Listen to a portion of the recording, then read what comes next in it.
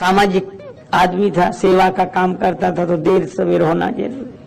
अब पत्नी बहुत नाराज थी, भोजन तो ठंडा हो गया था पर पत्नी गर्म हो गई थी। आते ही बड़ी जोर से चीखने चिल्लाने लगी, इतनी देर से आए तुम्हारे लिए अब तक जागू मैं, भोजन वो रखा है ठंडा है, अब मैं नहीं तुम्हारे लिए समय बनाने वाली हूँ, ये कोई आने का समय, एक दिन की बात हो, रोज के रोज यही करते हो।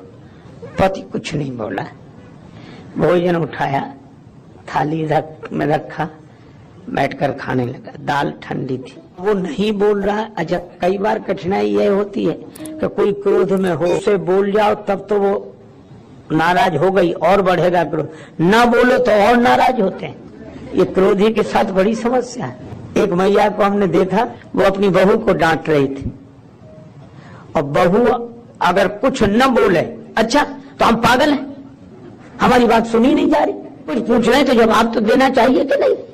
अच्छा, बहू को समझाओ कि भाई कह दो, माता जी कुछ कह रही, तो बहू क्या कहती, अब वो बेचारी बोल जाए, अच्छा हमसे मुंह लड़ाते हो, जवाब देती हो, अब वो करे क्या, बोले तो जवाब देते हो, न बोले तो हमारी बात सुनी नहीं जा रही।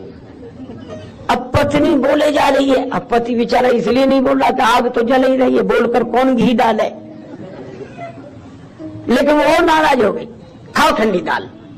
पति ने कहा खा ही रहे, कहना क्या, खा रहे हैं, आज नहीं रोज ऐसी मिलेगी, अगर ऐसी आओगी तो। हद हो गई, इनको कुछ तो शर्म होना चाहिए, इतना कह रहे हैं तो भी इनको कुछ समझ में नहीं आ रहा है। लेकिन पति बड़ा गंभीर था, उसने देखा कि ज्यादा ही गर्म हो रही, तो उसने और कुछ नहीं किया, वो दाल की कटोरी उठाई, पत्नी के सिर पे रख दी। बोलिए क्या कर रहे हो, ये क्या कर रहे हो, मजाक करते हो।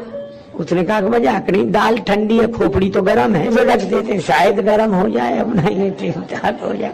आप देख लो, यह संयोजन रामचरितमानस हमें सिखाता है।